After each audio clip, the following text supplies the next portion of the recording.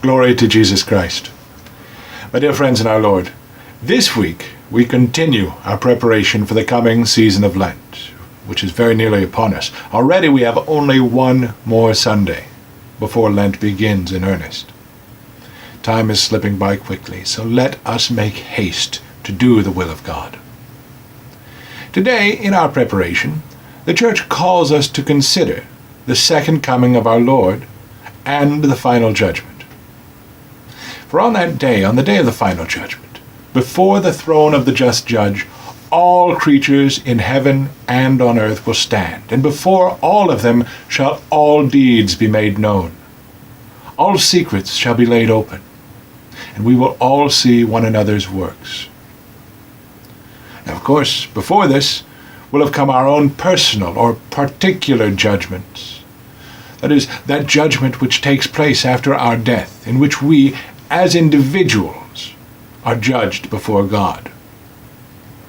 So then the question arises, understandably, why then another judgment?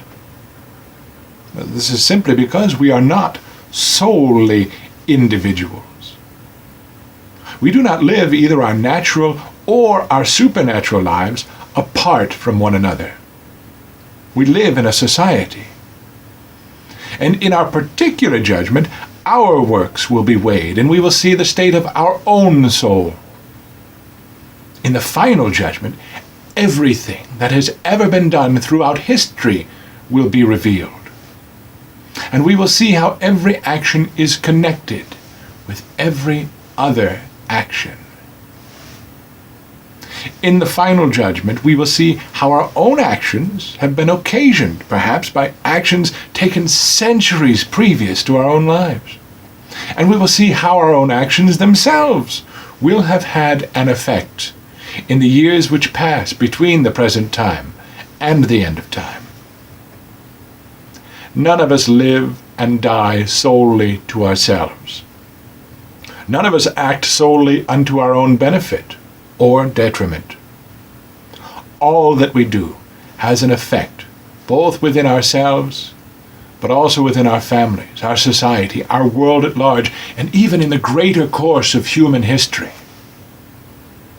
We might not now understand or even begin to suspect how and in what ways our acts or even our very existence might affect history, but we can be assured that we do have and we will have such an effect. And at the final judgment, all will be revealed. Then we will understand. Until then, however, we must take care of our own souls through those things which we can do and those things which we can understand. Yet also never losing sight of the fact that we are never alone in what we do. In grace, we are always intimately connected with God and with each other. And this is the truth. Today, St. Paul gives us our special lesson in this truth for this week. And it's a lesson that I think we would all do very well to work on between now and next Sunday. St. Paul tells us, "Meat doth not commend us to God, for neither if we eat shall we have the more," and he's speaking of grace here, "nor if we eat not shall we have the less. But take heed, lest perhaps this your liberty become a stumbling block to the weak." This is especially timely for us, my friends, today being Meat Fair Sunday. We see that it is neither eating nor not eating meat that is the mark of the life of grace. Rather, as we spoke about recently, the mark of the life of grace is the control of our own disordered passions and the uprooting of selfish desires. But as St. Paul reminds us, it is not only ourselves that we ought to be concerned with, even in our fasts. We ought not scandalize each other even in the name of doing something good and positive. This type of scandal, scandalizing others while pretending to do something good and positive, is almost a sport among some people. It's praised among certain groups today. And it is easy to fall into. Very easy. It spreads itself under the guise of spreading knowledge about the faith.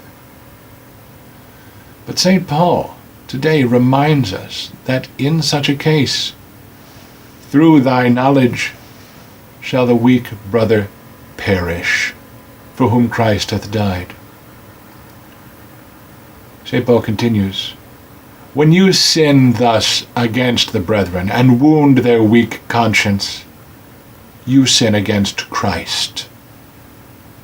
Wherefore, if meat scandalize my brother, I will never eat flesh, lest I should scandalize my brother. See here the importance of being edifying and not scandalizing. Very important lesson for all of us to learn, and we all need to learn it. So let us so prepare ourselves, my friends, so that this Lent we might undertake the fast to our own benefit and to the benefit of each other. Let us notice that in fasting that we shut our mouths to things which might enter into it, things which are otherwise good, of course, but which are given up so that we might train our desire to seek that which is above, first and foremost.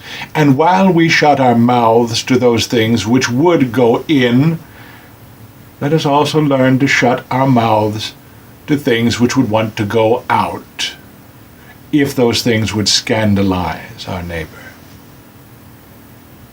If we fast from meats, but not from attacking each other, we have completely lost sight of what we're doing to begin with. So, my friends, let us prepare ourselves this week and every week, each and every day, so that our acts may be found at the final judgment to have been edifying and not scandalizing. Our acts may be seen at the final judgment when history itself has been judged, to have been part of the rich tapestry of grace woven throughout history by the author of grace himself, our Lord Jesus Christ.